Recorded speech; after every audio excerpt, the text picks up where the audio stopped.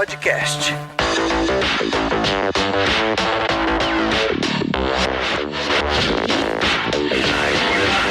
Fala pessoal, seja muito bem-vindo, seja muito bem-vinda a mais um episódio do TOTUS Developers Podcast.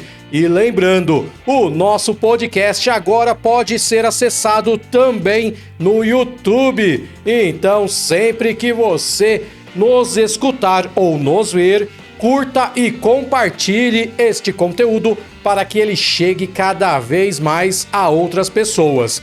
Hoje o assunto é sensacional, mas antes da gente ir para ele, eu quero lembrar que você pode conferir artigos técnicos e muita informação sobre as tecnologias que trabalham e que as pessoas trabalham dentro da TOTUS no developers.totus.com. É um site super completo, onde você encontra muita informação, encontra todos os episódios do nosso podcast, além de links para as redes sociais da TOTUS e também para o nosso Slack. Então, se você é um dev ou uma dev, confere o link aí embaixo na descrição, caso esteja nos vendo no YouTube, ou então acessa aí developers.totus.com. Agora, vamos para o conteúdo.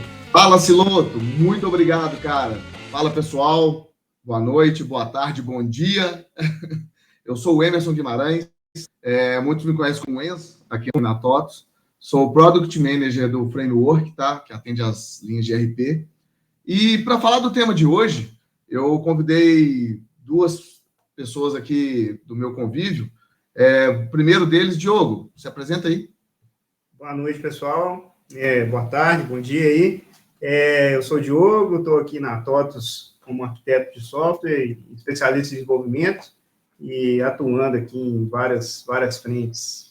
Meu outro convidado é o Antônio Otero. Se apresenta aí, Otero. Fala, Wenz, fala, pessoal. Boa noite, internet. Meu nome é Otero, sou arquiteto de software, sou coordenador de desenvolvimento aqui na TOTUS. E vim aqui para brigar, que a briga vai ser boa. Legal. E com base no nosso tema, né? SaaS e on-premise, eu acho que antes de mais nada a gente tem que contextualizar. A senioridade aqui, a gente tem diversos níveis. Vamos falar um pouco primeiro o que é on-premise e o que é SaaS. Diogo, começa com on-premise para nós aí. O on-premise caracteriza toda a entrega de software na casa do cliente, vamos resumir assim, né? A frase bem em linhas gerais aqui, né? O cliente ele vai ter o controle da infraestrutura, das suas máquinas, de que hora, em que momento que ele quer colocar o software lá, né? E até por questões legais, às vezes, ou de segurança, ele pode optar por esse modelo, né? Tá, e SaaS, Otero? O Otero, para quem não sabe, ele é um defensor do SaaS, assim, nascido. Não que a gente não goste, mas a gente costuma pegar no pé dele que o mundo dele é 100% SaaS. Exato. O mundo hoje em dia é SaaS. Eu gosto SaaS dessa. é cloud native. Então, se para o Diogo o on-premise é a casa do cliente, vamos fazer a analogia que o SaaS é um hotel. O cliente chega, dorme, toma café, vai embora e deixa a bagunça para trás.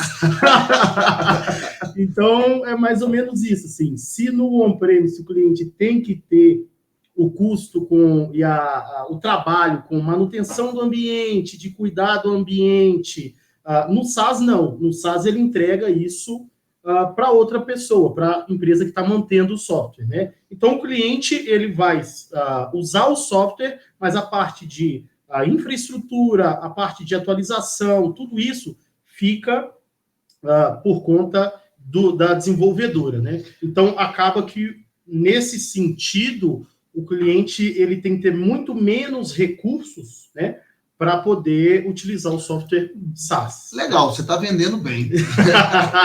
Mas, beleza, em cima dessas modinhas que a gente fala sempre, né? Hoje, todo mundo que já entra no desenvolvimento sempre pensa nuvem. Sempre pensar. Por que a gente ainda tem desenvolvimento on-premise? que a gente ainda pensa on-premise em alguns casos? Eu acho que o dev que está escutando a gente, ele está rodando o Visual Studio instalado na máquina local dele. Temos a galera que está começando, que às vezes está no próprio Excel, no Office 365 ou na versão instalada. Exatamente. Então, o software instalado, né, isso ele vai existir, né? Eu acho que tem alguns fatores também que contribuem, né? Até a gente tem casos de... Hoje eu tenho uma conectividade dificultada, né? Às vezes o cliente, dependendo da região onde ele está, é uma realidade, né? A internet hoje, apesar de estar em todos os lugares, né? Até na lâmpada que a gente usa em casa hoje em dia, né? Tem casos que ele não vai ter, ele está lá no meio da lavoura, em algum lugar, e ele precisa do software para o seu dia a dia, mas a conectividade é dificultada. Segurança, né? Eu acho que o mundo do cliente, grandes corporações, já acaba sempre querendo privar tanto a infraestrutura quanto o seu dado. Então, inevitavelmente, algumas coisas, além da performance, igual, por exemplo, você citou, acaba sempre voltando para ter a sua infra local ali. O cliente muitas vezes exige isso. E é uma mudança de paradigma também, né? A gente passou anos tendo só o on-premise, né? A gente teve o boom da internet e da conectividade que trouxe essa possibilidade de termos os softwares em SaaS, né? E, então, existe essa resistência. O cara que já usou, já investiu na infraestrutura e numa equipe para cuidar daquela infraestrutura, ele vai simplesmente jogar isso fora e migrar? Então, não é tão simples assim. Exatamente. Beleza, mas já que o mundo está tendendo a ser nuvem, como é que a gente pode pontuar primeiro os benefícios? Como é que a gente pode seguir nessa linha? A gente, por mais que a gente tenha que entregar software SaaS ou entregar software on-premise, eu acho que a gente tem que pensar que a gente tem que entregar software, né? E SaaS e on-premise são só maneiras que a gente vai entregar esse software, né? Então, principalmente hoje, quando a gente está falando de arquitetura de software, eu posso, mesmo no on-premise, mesmo na casa do cliente, entregar um software distribuído, um software segregado em serviços, né? Ter uma base de código rastreável para aquele software, né? Ter uma esteira de entrega contínua do software, tá? Então, a gente tem que pensar que a maneira da gente entregar o software, ela não pode influenciar nunca na qualidade, principalmente, do software, né? E principalmente também na forma como a gente desenvolve, né? Esse é um bom ponto. Porque aí a gente já começa a pensar o seguinte, a gente está entrando, a gente aderiu que o mundo não é nem 100% SaaS, e também não é mais 100% on-premise. Eu acho que os dois mundos vão acabar coexistindo. Sim. Tá? Então, quando a gente entra nessa alçada já de começar um desenvolvimento, eu acho que o maior desafio é como é que eu inicio um desenvolvimento simultâneo de uma solução que atenda as duas. Acho que é uma coisa que dá para a gente explorar. Como é que a gente começa a pensar nisso primeiro? Acho que, por exemplo, a gente pega conceitos de Cloud Native First. Como é que a gente é o melhor a ser seguido? A gente tem que pensar nisso? Ou primeiro pensa na solução na versão on-premise? Vamos me dar um exemplo, até já que você é o defensor do SaaS.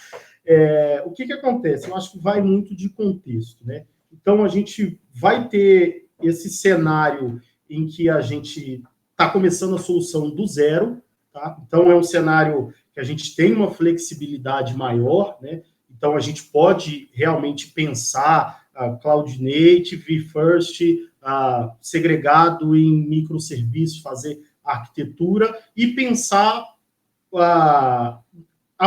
posteriormente, né, de como que a gente vai entregar isso no universo on-premise. Mas também, eu acredito que seja talvez o cenário mais comum, principalmente em ambiente corporativo, falando de grandes softwares, né, da gente já ter uma base de código legado, né? Então, normalmente a gente já tem código rodando aí há 20, 30 anos, né? Então a gente tem que pensar também... Esse talvez é o desafio mais comum. Exatamente. Então a gente tem que pensar talvez como a gente evolua nesse processo. Acho que todo dev com alguns anos aí de estrada já se deparou com um projeto de dividir o monolito, de acabar com o monolito que nunca acabou de fato. Nunca acaba.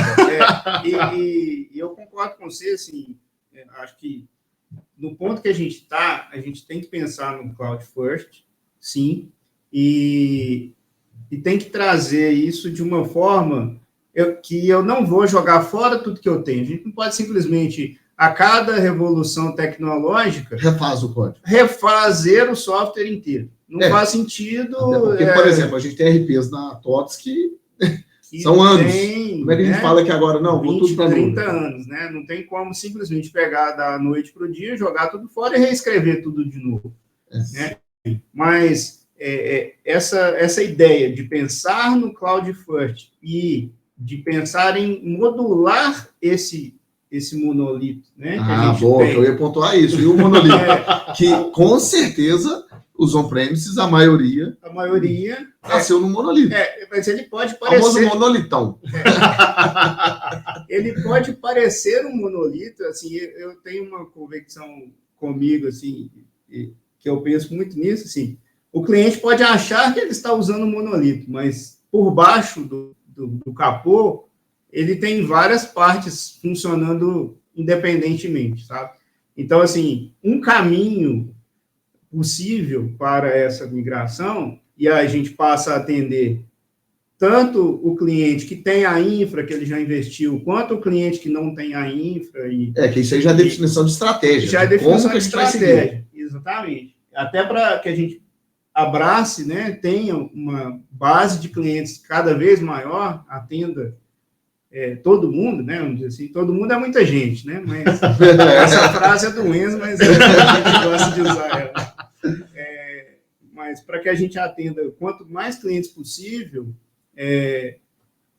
a gente pensar numa modernização, no Cloud First, e depois vir colocando, né, trocando essas partes. Eu tiro parte do meu monolito e coloco essa parte que nasceu Cloud First, mas que roda também localmente, mantendo uma mesma base de código, obviamente, com o mesmo protocolo de comunicação, para que, né, a gente não tenha que ficar reescrevendo coisas, eu falando de código mesmo, né, que é o meu mundo do dia a dia aqui, né, para que a gente não tenha que escrever a mesma coisa de duas formas diferentes. E até porque tem uns contextos, né, que tem contexto que às vezes vai fazer sentido criar um microserviço, tem contexto que às vezes não vai, não adianta a gente... O grande detalhe é saber o momento certo e o que dá para ter essa convergência. Tem parte do software que não funciona sozinho, né? Sim.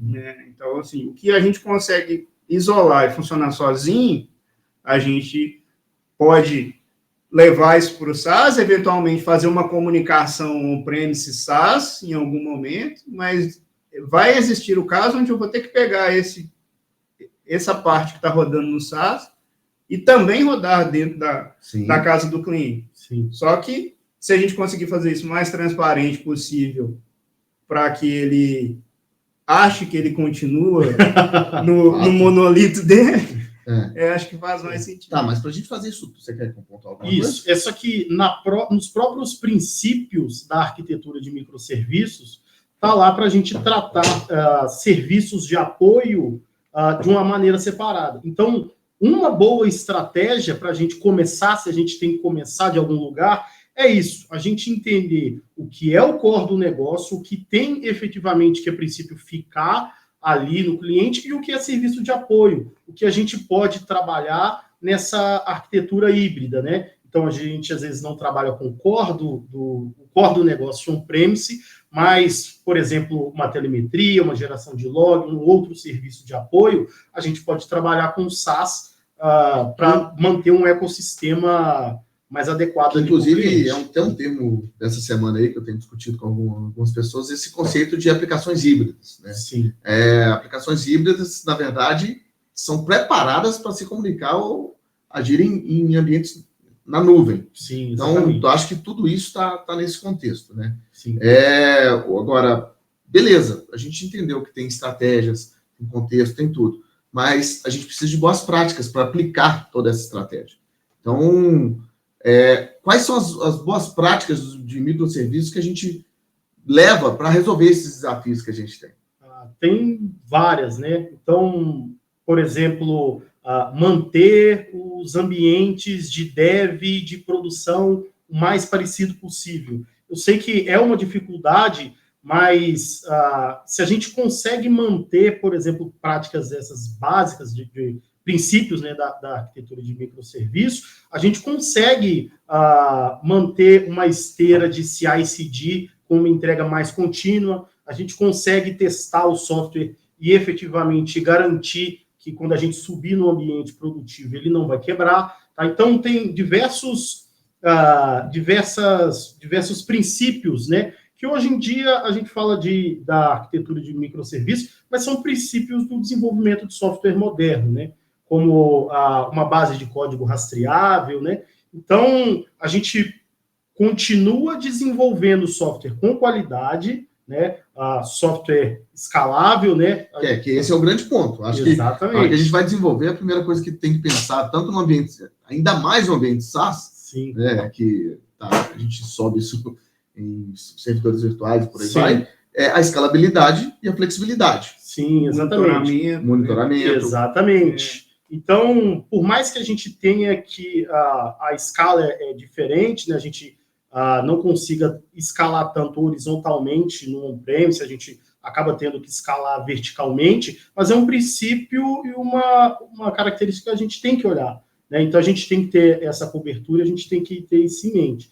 E entender que SaaS on-premise é só a maneira da gente distribuir o código, né? Então, se a gente tem o core do negócio, o core do código, né, não faz sentido a gente ter duas bases de código, por exemplo, né? Então, a gente separar ali as responsabilidades. A gente ter a base de código, as nossas camadas de domínio, a regra de negócio unificada e, às vezes, ter duas maneiras de entrega, né? Então, as camadas de entrega ali. Mas vamos pensar primeiro ali nas boas práticas do desenvolvimento em si. Sim. A gente, claro, vai separar as camadas, vai tudo, mas tem alguns itens que... Preparar uma boa esteira, igual você citou anteriormente. Sim. Preparar... como é que vai ser para eu subir esse ambiente para outro perfil de cliente ou de usuário? Acho que tudo isso a gente tem que também botar na ponta do lápis ali, e até o que temos de boas práticas disso. Várias, como, por exemplo, a gente passar a tratar logs como eventos, né? A gente ter uma telemetria um processo um pouco mais complexo, a gente ter esse tipo de telemetria no on-premise, mas justamente a gente tratar como serviço de apoio, a gente consegue, sim, coletar dados da aplicação, né? Tratar aí os eventos e incidentes e fazer esse processo de monitoramento, né? E se a gente consegue fazer esse desacoplamento de forma eficiente, eu consigo tanto ter nesse caso do log que o Otero citou, né? Eu posso, ou da telemetria, a minha aplicação on-premise, ela pode enviar esse evento, esse log, localmente, não interessa onde está o meu serviço de apoio. Exatamente. Passa a não interessar mais. Obviamente que a gente tem, né, que entender uma questão de segurança, de para onde eu estou enviando essa informação, mas eu posso ter o meu on-premise mandando o log para o meu SaaS, eu posso ter o meu on-premise mandando esse log para o mesmo serviço que está rodando numa outra máquina dentro da própria infraestrutura. Então, só o fato de já pensar esse exemplo do log, né? Já pensar ele de forma desacoplada, cloud native, né? Cloud first, já me traz esse benefício. E aí, na hora de escrever o código, né? Isso desce tanto do projeto quanto para a hora que o desenvolvedor vai escrever o código. Ele não vai logar, por exemplo, um evento num arquivo no disco. Ele tem que pensar em chamar um serviço, uma camada, uma interface, algum artifício de código que fique transparente para ele para onde aquela informação vai. Sim. Então, se foi para o meu local ali e gravou no meu disco, ou se foi para a nuvem e gravou lá no meu... Não importa. Não importa. O serviço está rodando. O serviço está rodando. E isso vai acontecer cada vez mais. A gente começa com os serviços de apoio, né? Como Sim. o Antero falou, mas a gente pode chegar a isso até no nível da regra do core do sistema. Obviamente que não vamos fazer isso do dia para a noite, né? Mas o caminho, acho que o caminho é esse. Pelo menos o caminho atual, né? Até a próxima grande revolução tecnológica. Até porque essas boas práticas e o que a gente citou aqui até agora, né? O desafio de desenvolver simultaneamente é sempre pensar o que de apoio, como a gente citou, pode ser migrado. Não é chegar e falar assim, amanhã nosso web server já está 100% nuvem. Não é, as coisas não acontecem assim. Então, a gente tem que ir aos poucos. Exatamente. E voltando ainda um pouco no ponto do desenvolvimento do código em si, da aplicação, né? Quando a gente começa a desenvolver a aplicação pensando em processo, né, uma aplicação que não mantém estado, então, a partir do momento que a gente começa a desenvolver dessa maneira, também a gente começa a desacoplar a aplicação. Então, cada vez vai ficando mais fácil a gente desacoplar isso e tornar aquilo... Essa parte de desacoplar, eu não quero pontuar ela agora, não. Porque antes da gente entrar nessa parte de desacoplar, tanto regra, essas coisas, eu quero tocar um assunto aqui que alguns, não quero citar nomes, mas vamos falar sobre a interoperabilidade das aplicações. Palavra difícil. Beleza, mas vamos lá. Como é que a gente interage as aplicações, já que os ambientes são tão mistos? Primeiro, eu não sei falar essa palavra direito, interoperabilidade.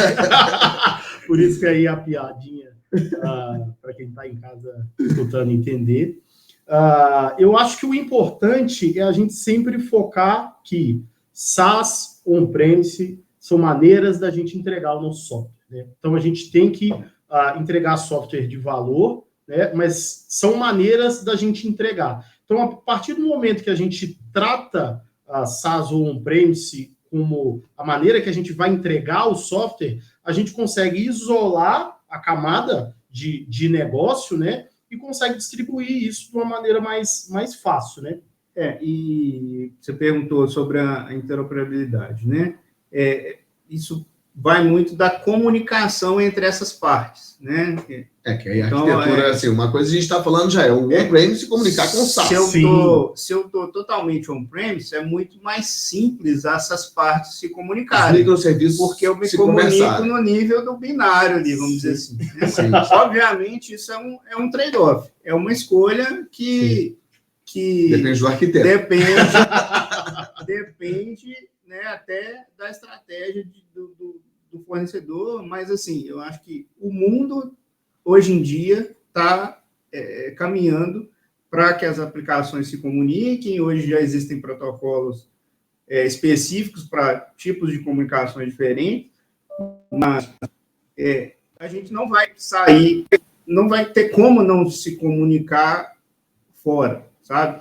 Então, isso vai fazer parte da evolução que a gente está vivendo, né? Então, assim, vai ser uma escolha. Talvez a minha comunicação eu vou perder ali alguns milissegundos, porque agora, em vez de eu me comunicar localmente, eu vou estar comunicando com o SaaS. Mas eu tenho a vantagem né, aquele custo que eu tinha daquela parte do software que está SaaS agora, eu tinha esse custo internamente. Talvez eu perder um tempinho agora para me comunicar com a nuvem. Eu não vou falar que às vezes nem é um tempinho. Acho que, dependendo da aplicação, você perde na comunicação por causa da latência, obviamente. Sim. Mas, às vezes, você tem um valor agregado na usabilidade e na funcionalidade que está acontecendo. Tanto, por exemplo, um motor de cálculo ou até mesmo um outro app embedado ali, que, às vezes, a gente ganha muito mais com um tempo maior dessa comunicação. Então, isso aí é uma coisa que não adianta a gente achar que é a mesma experiência de comunicação de microserviço no mesmo barramento, que isso vale para o SaaS. Se está 100% SaaS, se está todo mundo no mesmo barramento, ok, vai ficar lindo. Tá on-premise, todo mundo no mesmo barramento, vai ficar lindo. Agora, quando a gente interage os dois, obviamente a gente vai ter uma perda. Sim. E hoje também a própria arquitetura de microserviços, ela oferece ferramentas que podem auxiliar nisso. Por exemplo, a gente tem o Dapper, que é um runtime distribuído. Então, a gente tem uma experiência quase ali para o desenvolvedor, né, de conseguir compartilhar estados, né, entre serviços. Né? Então, talvez seja também uma estratégia que pode ser usada nesse Na sentido, prática, ele né? tem um terceiro serviço que faz o controle para ele.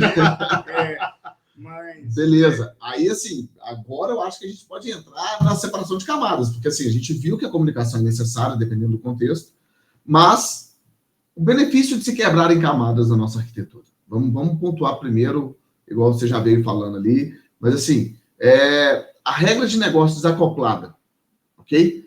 O que a gente ganha com isso? O principal ganho é a gente não ter duas bases de código para manter, né? Então, a gente tem que entender que não faz sentido eu manter duas bases de código e duplicidade de código, né? Então, a gente tem que sempre tentar eliminar qualquer duplicidade de código sempre que possível, tá? Então, essa é o primeiro ponto, né? E o segundo ponto, a gente consegue isolar o que é efetivamente ali estritamente necessário para a execução do software, né? O negócio, a camada de serviço, do que é do ambiente, né? O que é ali da camada de comunicação. Da camada de comunicação, dos serviços acessórios. Né? Eu acho que um dos benefícios que, assim, a primeira coisa que todo mundo pensa é software evolui. Exatamente. E quando a gente está com esse isolado, qualquer tecnologia nova que vier fora do negócio, eu acho que a gente consegue ter uma evolução mais rápida. Sim, exatamente. E a gente se consegue... muda o protocolo de comunicação, por exemplo, não importa, e ele está atrelado à minha regra de negócio, eu vou ter que reescrever muito mais coisa do que se estivesse isolado. Né? Pois mas beleza, isso são benefícios, mas qual estratégia a gente segue para fazer essa separação da lógica? Beleza? Porque, por exemplo, a gente tem vários padrões a serem adotados na arquitetura. Tá? E no on-premise, como a gente falou, tem um monolito ali, separar a regra. A gente tem desde aplicações web on-premise no monolito, quanto aplicações em formulários no on-premise, que às vezes a lógica está lá dentro. Então, separar isso em camadas, a gente tem que seguir uma estratégia. Sim, tem. Independente, acho que, de framework que a gente vai utilizar, né? Se a gente vai usar o Domain Driven Design, se a gente vai usar a Clean Act. Então, Onion. Então, independente, a gente vê que é um consenso da gente conseguir separar a nossa camada de domínio da aplicação, né, da camada de apresentação. Então, quando a gente emprega essas técnicas, esses frameworks modernos, mesmo ali na construção do software on-premise, a gente já garante aí que a gente vai conseguir atender. Para a gente não falar só dos benefícios, né, vamos falar um pouco do contra também. Né? Boa, e principalmente assim, né, eu já estou na praça aí de desenvolvimento há alguns anos, né? E isso tudo é muito novo, sim, né? Então, até mesmo para você ensinar isso para o seu time de desenvolvimento, passar essas novas práticas, né? Mudar o paradigma, a forma de pensar na hora de desenvolver. Sim. Isso não é fácil. Tá? Tem gente que vai pegar isso mais fácil, tem gente que não vai querer ir para o novo mundo, né? Aí que entra a briga, o vilão, então, né? Até agora eu gostei da discussão sobre SaaS, mas a gente tem que pensar o seguinte: o mundo on-premise, os clientes têm sua própria customização. E como é que o SaaS entra nisso? Eu acho que... Boa pergunta. Boa pergunta. Então, acaba que a gente... acaba que a gente fica, às vezes, parecendo até um pouco repetitivo, mas não. Assim, a partir do momento que a gente tem ali uma esteira de entrega de software de maneira contínua, né, a gente consegue também entregar e fazer customizações para o cliente e entregar o que o cliente quer de uma maneira mais rápida, né? Eu acho que a necessidade do cliente é sempre essa, né? Então, ele quer o software, ele quer a customização e ele quer para agora, né? Então, eu inclusive, acho que o tópico que a gente discutiu anteriormente prova isso. Se a gente está modularizado, se a gente consegue deixar algo mais separado, às vezes uma customização a gente consegue viabilizar ela de forma mais fácil. Exatamente. De forma que a gente não quebre o nosso know-how. Exatamente. E a partir do momento que a gente, seguindo ali de ter ambientes iguais para teste, né, isolar como serviço, a gente tem um impacto menor na entrega desse software, né? Então, a gente tem menos coisa para quebrar no final do certo. Mas eu acho que pode falar. E a parte da customização é importante, né? Que não só nós, como fornecedores de serviço, vamos customizar, sim, mas o próprio cliente, em alguns casos, a gente tem que viabilizar essa customização por parte dele, porque é ele que vai fazer ali alguma especificidade para ele. Então, assim... A gente tem que entender os dois mundos. Mas, assim, estando monolito ou estando SaaS... On-premise. Ok. On-premise ou estando SaaS, a gente tem que viabilizar de alguma forma pontos de entrada, formas para esse cliente customizar claro, algum fluxo dentro da aplicação. Não só fluxo, tá? Mas até mesmo o interface. Sim. Exatamente. Mas se a gente divide, né, quebra, quanto for menor o grão onde ele vai mexer e vai, né, subir uma nova versão daquilo com a customização dele, menor é o impacto no restante do software. E uma coisa que, assim, tanto esse equilíbrio de personalização, flexibilidade, mas tem um outro ganho que a gente tem muito forte também, que aí isso é um benefício para o on-premise, que no SaaS a gente faz um deploy com a esteira, a coisa acontece e sobe. No on-premise a gente precisa de fazer instalação. Então, quando a gente está separado, está tudo segregado ali, a gente não precisa baixar o pacotão todo de atualização. Às vezes o contexto do cliente ele precisa de uma parte do software. A gente tem RPs gigantes aqui dentro que a gente entrega pequenos pedaços para otimizar, tanto na instalação quanto até mesmo no uso. Então, acho que tudo isso que a gente elencou aqui, a gente consegue pontuar esses benefícios de ter um mundo on-premise pensado como em arquitetura SaaS, de microserviços, que trazem benefícios para o mundo on-premise que não vai deixar de existir. E esse é uma parte também, né, pegando esse gancho que você falou aí, e trazendo um pouco do contra também, da dificuldade que a gente tem no on-premise, levar para dentro do ambiente do cliente tudo isso que essas atualizações, algum componente adicional que a gente precisa para funcionar. No SaaS, como o controle está todo na fornecedora, eu posso simplesmente eu troco uma VM aqui, um pod ali, e tal, e está tudo funcionando, o cliente nem viu. Agora, lá na casa dele, é mais difícil de fazer isso. Aplicação de patch, todo mundo sabe. Temos resistência, né, pode ter resistência em migrar de versão, o cliente pode ter um cuidado a mais de ter um período de homologação naquilo, só que quanto menor o grão, mais fácil ele fazer esse teste. Sim, né? Ele vai testar mais especificamente aquela parte que foi melhorada ou que foi corrigida para ele, né? Porque não adianta querer pensar também que a gente só solta melhoria, né? A gente solta correção de bug também. Não. Então, até para corrigir uma funcionalidade, quanto menor for o pacote, mais rápido a gente consegue colocar dentro da casa dele. Mas é uma dificuldade realmente fazer todo esse deploy em camadas, né, em partes menores ali para dentro, né? Vamos supor que eu preciso instalar, eu vou dificultar a operação, o cara tem que instalar 4 serviços diferentes para fazer a aplicação inteira funcionar, sendo que antes ele simplesmente rodava um instalador e tudo funcionava.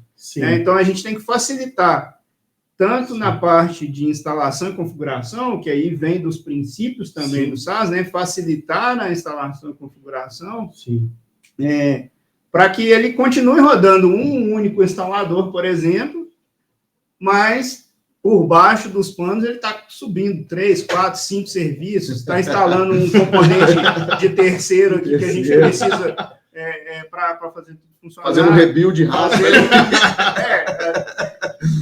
Então, isso faz parte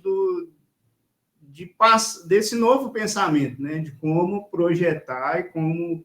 Eu acho que o caminho que a gente passou aqui foi exatamente de, assim, temos 2 mundos, um que é old school, e o outro que está aqui agora, que está todo mundo falando, assunto do momento, mas que a gente sabe que os dois vão ter que conviver. E tanto passar pelas boas práticas, entendimento de contexto, até mesmo pensar na viabilidade do negócio, se cabe ir para o SaaS ou se cabe se manter em on-premise. Eu acho que tudo isso depende muito, isso é uma discussão muito aberta, mas acho que a gente contextualizou todo, né? E uma das coisas que eu acho que fica para quem está ouvindo aqui é muito mais explorar a convergência do mundo SaaS e do mundo on-premise. Exatamente. Eu acho que hoje em dia é o que o pessoal vai acabar fazendo. Exatamente. E a gente tem que, nós como desenvolvedores, né, a gente tem que pensar software que o cliente vai usar.